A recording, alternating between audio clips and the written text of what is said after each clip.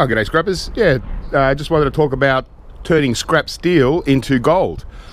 And you might think, well, how are we going to get gold out of scrap steel and rubbish? Well, it's a pretty simple concept, really. And so basically, we're just selling steel and turning that cash into gold.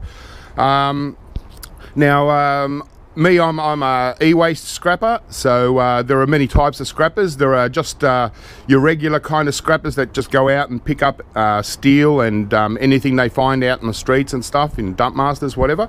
That in itself, well, that's pretty hard work, going around picking up scrap steel just to sell scrap steel. Whereas guys that are picking up e-waste and picking up e-waste off the streets, even computers, old printers, TVs and stuff, where they're basically going for the gold recovery stuff inside, the copper, the aluminium, brass, whatever they can find inside. With us e-waste scrappers, we're scrapping out PCs, and we're getting things like motherboards and all those other things that we get out of PCs. If we don't sell the PCs, we scrap them out.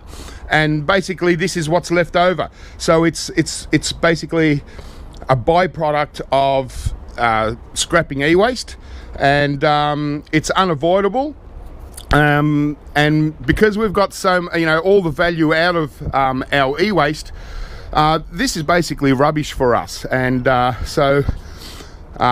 because it builds up so often, we've got to get rid of it. For me, I'm taking out a load at least once a week, sometimes twice a week. So even though it's scrap steel at the moment, it's only 10 cents a kilo. The equivalent is 5 cents a pound. It's a little bit higher than it was. It's not bad, but certainly we don't base any income off this the scrap metal. But it is a cash flow. It is a form of cash flow. And when scrap steel prices were double than they are today, we were really, it was a really important part of the business, because not only would we throw our rubbish into scrap steel, but we'd also go out and actually look for scrap steel to keep the cash flow going. But now that it's down a little bit, e-waste, for me, I'm just focusing on e-waste. I'm not going around much picking up scrap off the streets.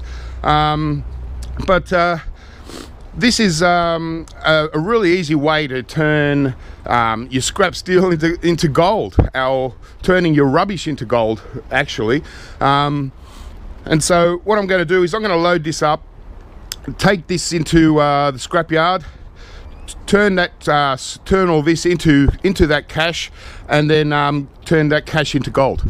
And now, depending on how much I've got to load into the van, usually I try and make a little extra space in the van for non-ferrous metals, just to build up the cash a little bit, and just to make it more worthwhile to go to the scrapyard. So what I normally always do is load up all my scrap steel, and then I'll add something in it to boost it up. So it might be like these here. These are UPS batteries, lead acid batteries. I might take a batch of them in. I might take a batch of power supply units.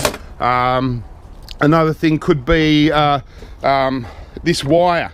This is a low-grade insulated wire. I could take in a barrel of this to add to the cash flow, or some mid-grade insulated wire, and more mid-grade, stuff like that, just to add to the cash flow, and to just to make it a little bit more worthwhile for the trip.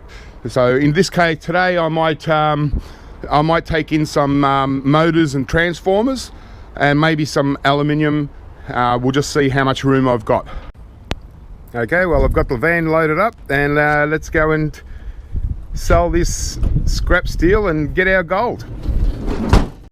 I also added a little extruded aluminium to the pile. I just had a lot that I needed to get rid of. These scrapped out camera holders. Got so many of them, I had to scrap out quite a few. And I got a nice tub of extruded aluminium as well. just want to get rid of this extruded because I'm changing my format in how I'm storing it, so I'm putting it into wheelie bins. So, but anyway, I've got scrap steel loaded up. Should have well over 500 kilos here. We'll find out soon. When I fill up the van with scrap steel, I always load up in the front seat. As you can see, they've got PC towels virtually up to the roof. But the reason why I load the steel into the front seat as well, it's all just normally clean stuff and it's pretty heavy stuff. It's just to balance the van out. Like, I'm sitting on one side, if the passenger seat's completely empty, that wheel's not sort of getting much. It's you know, it's not taking as much weight as it should. It's not balancing it out. So that's all I do. All right, it's a good thing this scrapyard's only a few minutes away from me. I actually pass 2 other scrapyards before I go to my scrapyard. So I could even go to a closer one, one that's only like less than 2 minutes away from my place. But I prefer to go to my other one because it's they pay much better prices anyway. So it's I'm almost there. Well, I'm here waiting at the weighbridge. I've already dropped off the aluminium. So far I've gotten, what's that, 60, 80, 92 kilos of extrusion. And so, well, I'm back. I've got, I had 660 kilos of pressing steel and 92 kilos of aluminium extrusion. So guess what, the pressing steel actually went down again. So last week I was getting 10 cents a kilo. Now it's only 8 cents a kilo. So only got 52.80. But the aluminium extrusion, that's normal price, $1.30 a kilo. So I got a bit more in there. So yeah, only enough pressing steel at that price to get a gram. But I like to get it in 2 grams, so I'll use some of my aluminium extrusion to get my 2 grams. But well, you know, if you're dropping off this, you know, it's pretty easy to get that in a couple of days. And well, if you just treat it as hobby money, you can buy yourself a gram of gold every couple of days.